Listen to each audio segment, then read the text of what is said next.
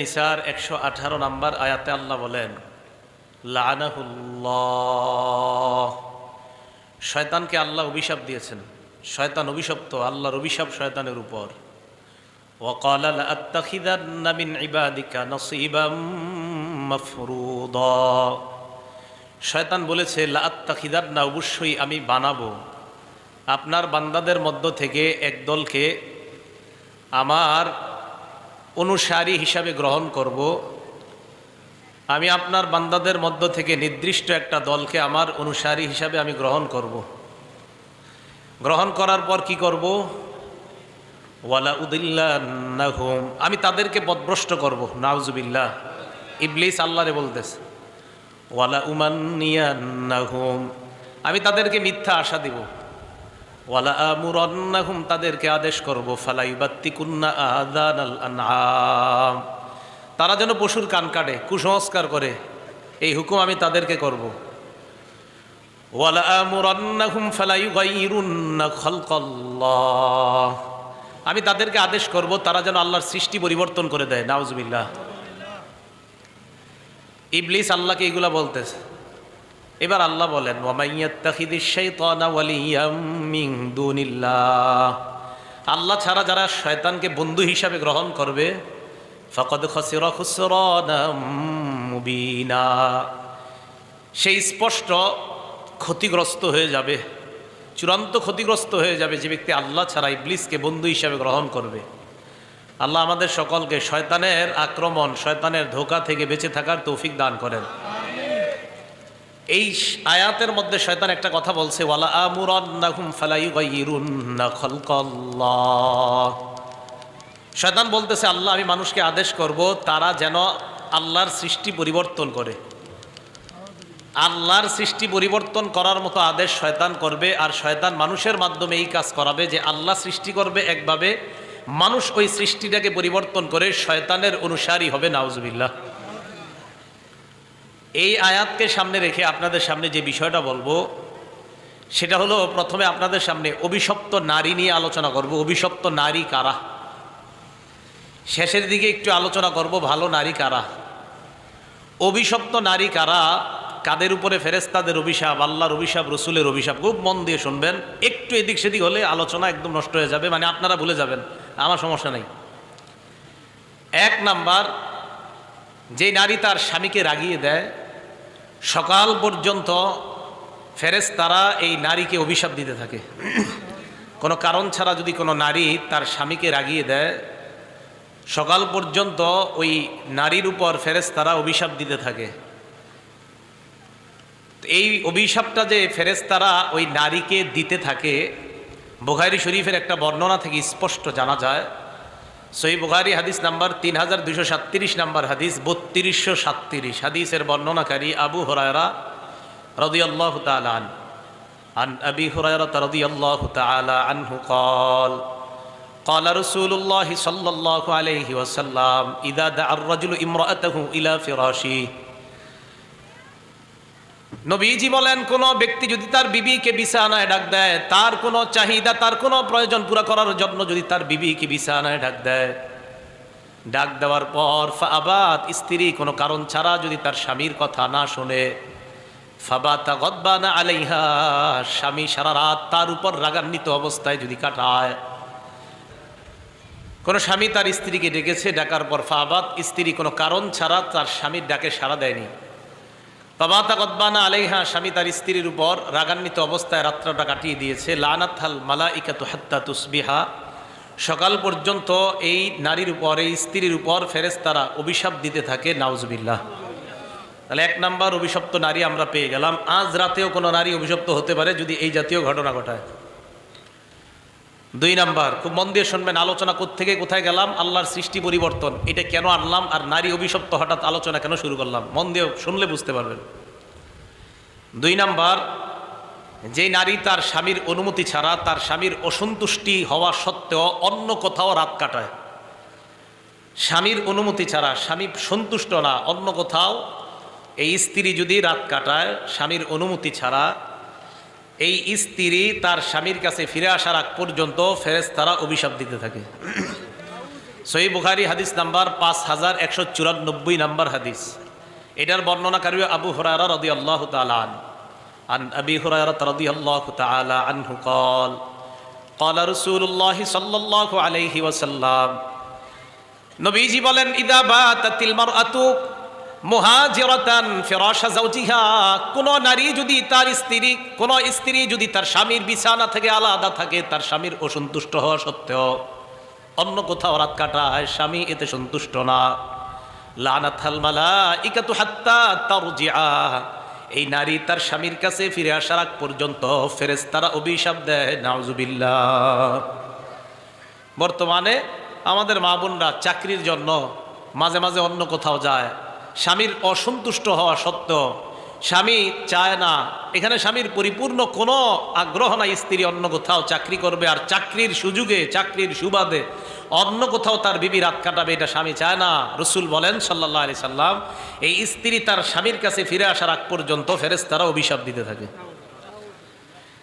এই দুইটা হাদিসকে সামনে রেখে আরেকটা হাদিস আমরা মনে রাখবো, মুসলিম শরীফের 1436 নম্বর হাদিস। এই হাদিসের বর্ণনাকারীও আবু হুরায়রা রাদিয়াল্লাহু তাআলা عن أبي هريرة رضي الله تعالى عنه قال قال رسول الله صلى الله عليه وسلم আবু হুরায়রা রাদিয়াল্লাহু তাআলা আনহুর বর্ণনা, আল্লাহ রাসূল সাল্লাল্লাহু আলাইহি ওয়াসাল্লাম ইরশাদ করেন, মা মিন রাজুলিন ইয়াদউ ইমরাআতাহু ইলা ফিরাশিহা, কোন স্বামী যখন তার স্ত্রীকে কোনো প্রয়োজন পুরা করার জন্য তার বিছানায় ডাকে, ফাতাবা, স্ত্রী কোনো কারণ ছাড়া যদি অস্বীকার করে বসে, কারণ কি হতে পারে? ফেসবুক চালায়, ইন্টারনেটে আসক্তি হওয়ার কারণে স্বামীর কথা গ্রহণ করার মতো তার কোনো সুযোগ নাই, সময় নাই।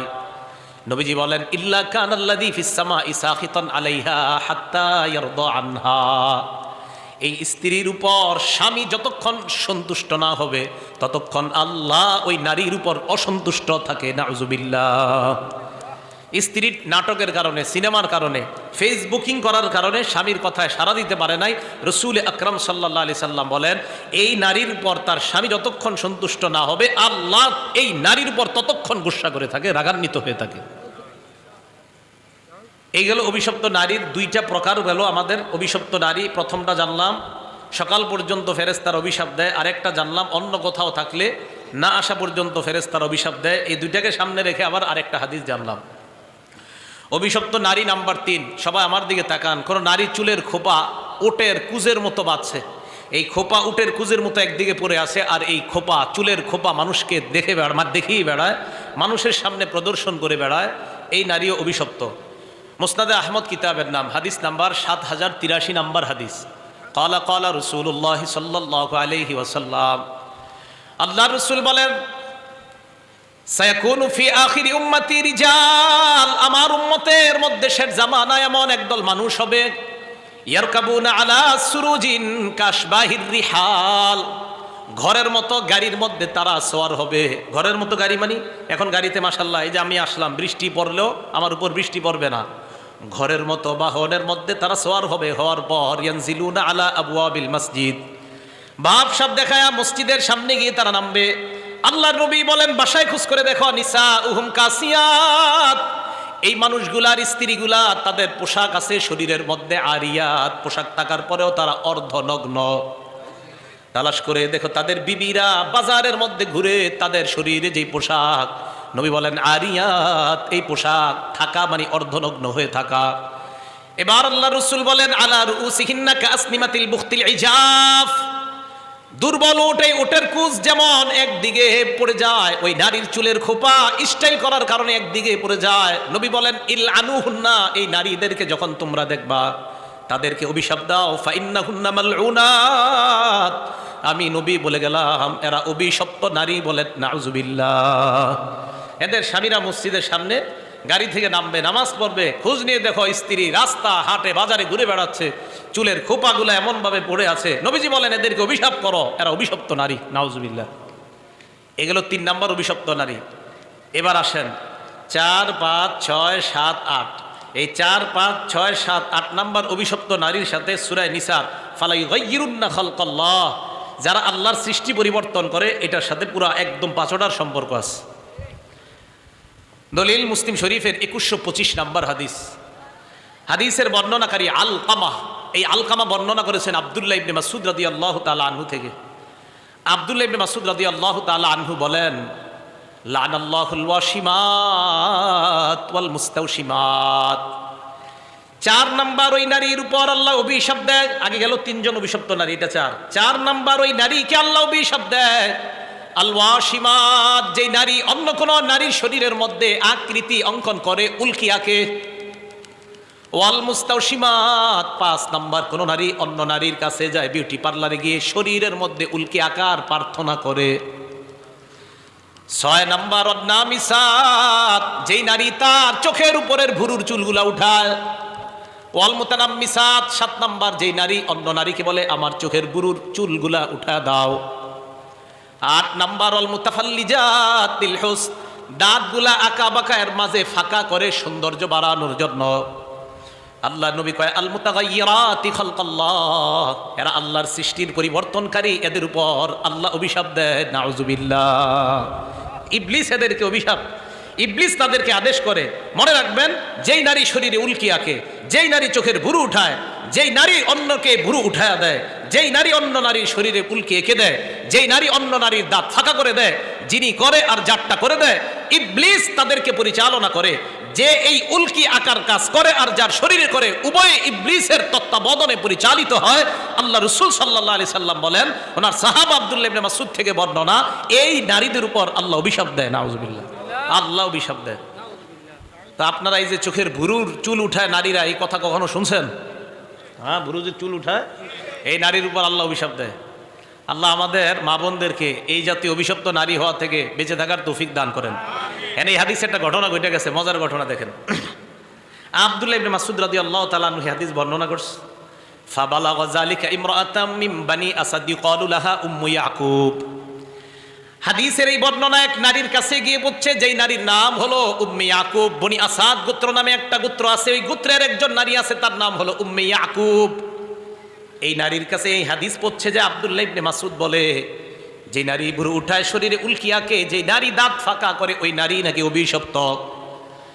উম্মে ইয়াকুব এমন একজন নারী, কানাত তাকরাউল কোরআন, যে নারী সারাক্ষণ কোরআন তেলাওয়াত করে। তাহলে অনেক পুণ্যবতী একজন নারীর কাছে এই হাদিস পৌঁছার পর ফাতাতু, এই নারী আব্দুল্লাহ ইবনে মাসউদ রাদিয়াল্লাহু তাআলা আনহুর কাছে আসার পর কয়, ও নবীর সাহাবা ইবনে মাসউদ, মা হাদিসুন বালাগানি আনকা আন্নাকা লাআনতাল ওয়াশিমাত ওয়াল মুস্তাওশিমাত ওয়ান নামিসাত ওয়াল মুতানাম্মিসাত ওয়াল মুতাফাল্লিজাতি লিল হুসনি আল মুতাগায়্যিরাতি খালকাল্লাহ।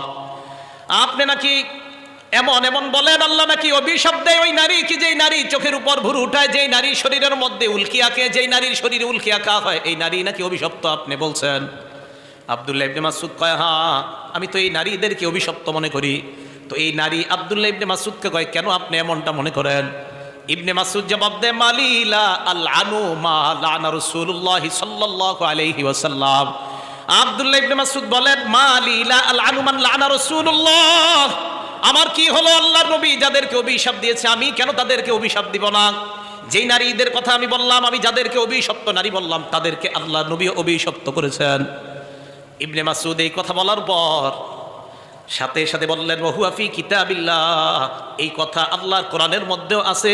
আল্লাহর কোরআনের মধ্যে আছে যে নারীরা শরীর পরিবর্তন করে, আল্লাহর সৃষ্টি পরিবর্তন করে, তারা অভিশপ্ত, এই কথা কোরআনে আছে। উম্মে ইয়াকুব জবাব দিলেন, আপনি কারে কোরআন শিখান? উনি না সারাক্ষণ কোরআন পড়ে।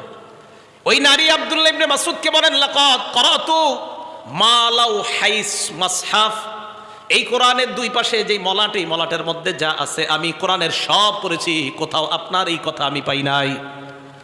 আবার বলছি, 5 জন অভিশপ্ত নারীর কথা আব্দুল্লাহ ইবনে মাসউদের কাছ থেকে যখন ওই নারীর কাছে গেছে, যাওয়ার পর ইবনে মাসউদের কাছে আইসা, আপনি কোথায় পেয়েছেন? ইবনে মাসউদ কয়, কোরআনে আছে এই কথা। ওই নারী জবাব দেয়, আমি তো পুরা কোরআন পড়ছি, কোথাও এই কথা পাই না।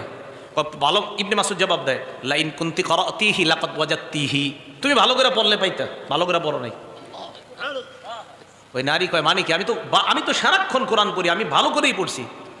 কোরআনের মধ্যে আছে, ওয়ামা আতাকুমুর রাসূলু ফাখুযুহ, নবী তোমাদেরকে যা দিয়েছেন তা গ্রহণ করো, মা নাহাকুম আনহু ফান্তাহু, যা থেকে নিষেধ করেছেন তা তোমরা বর্জন করো। আল্লাহ নবী যা থেকে নিষেধ করেছেন তা বর্জন করো, যা করতে বলেছেন তা গ্রহণ করো। আল্লাহ নবী বলেছেন এরা অভিশপ্ত, অতএব এই নারীদেরকে অভিশপ্ত বলার, এই অভিশপ্ত কর্ম থেকে বেঁচে থাকা মানে আল্লাহ নবীর নিষেধাজ্ঞা থেকে বেঁচে থাকা, আর নবীর নিষেধাজ্ঞা থেকে বেঁচে থাকা মানে আল্লাহর কোরআনের উপর আমল করা। কারণ কোরআনে আল্লাহ বলছে ওমা নাহাকুম আনহু ফান্তাহু, তোমাদেরকে যা থেকে নিষেধ করেছেন তা থেকে বিরত থাকো। আর তুমি সূরা নিসার ওই আয়াতটা বড় নাই? কয় কোন আয়াত? কয় সূরা নিসার 119 নম্বর আয়াতে যে আল্লাহ বলছে শয়তানের ব্যাপারে, শয়তান আল্লাহকে বলছে ওয়ালা আমুরান্নাহুম ফালা ইউগাইয়িরুন্না খালকাল্লাহ। ইবলিস আল্লাহর কাছে বলছে আল্লাহ, বান্দাদের মধ্যে থেকে এমন কিছু বান্দা আছে যাদেরকে আমি আদেশ করব, আমার আদেশ পালন করে তারা তোমার সৃষ্টির পরিবর্তন করবে। এই আয়াত কি তুমি সূরা নিসার মধ্যে পাও নাই? কহা এই আয়াত তো আছে। এই আয়াত মানি তো হলো শরীরে উল্কি আঁকা, যেই শরীর আল্লাহ দিছে ওখানে উল্কি এঁকে শরীর পরিবর্তন করা, যেই শরীরের বুরু আল্লাহ দিয়েছে এই বুরু উঠায় আল্লাহর সৃষ্টি পরিবর্তন করা, যেই দাঁত আল্লাহ দিয়েছে এই দাঁতের মাঝে ফাঁকা করে আল্লাহর সৃষ্টির পরিবর্তন করা। কোরআনে আছে সংক্ষেপে, হাদিসে আছে বিস্তারিত। অতএব তুমি যদি কোরআন ভালো করে বুঝে শোনো পড়ো, তাহলে এই হাদিসের মর্ম কোরআনের মধ্যেই তুমি পেয়ে যাবে। তো ইবনে মাসউদের থেকে এই মহিলা এই কথা শোনার পরে ঘটনা কিন্তু শেষ হয় নাই, মুসলিম শরীফের হাদিস। আমি হাদিস যখন পড়ি একটু হাসি, শেষের দিকে দেখেন কেন হাসি। মহিলা কয় আচ্ছা আপনি দেখি খুব কড়া তাহলে এই ব্যাপারে। কয় হ্যাঁ। কয় আমার কি মনে হয় জানেন? মহিলা কয় ইবনে মাসউদ রাদিয়াল্লাহু তাআলা আনহুকে কয় কি মনে হয়? কয় আমার মনে হয় ইন্নী আরা শাইআম মিন হাদা আলা ইমরাআতিকাল আন, আপনি যে অভিশপ্ত 5 নারীর কথা বললেন, যে কর্মগুলো করলে নারীরা অভিশপ্ত হয়, আমার মনে হয় আমি যদি আপনার ঘরে যাই, যাওয়ার পর আপনার বিবির মধ্যে এই অভিশপ্ত কাজের একটা পাবো। আমি আপনার বিবির মধ্যে এখন খুঁজে আমি বাইর করে দিতে পারবো আপনার বিবিও এই কাজ করে। দেখেন কি কয় নারী। আব্দুল্লাহ ইবনে মাসউদ কয় কোনো ব্যাপার না, ফাজহাবি ফানজুরি, যাও গিয়ে দেখো। সুবহানাল্লাহ, যাও যাও গিয়ে দেখো।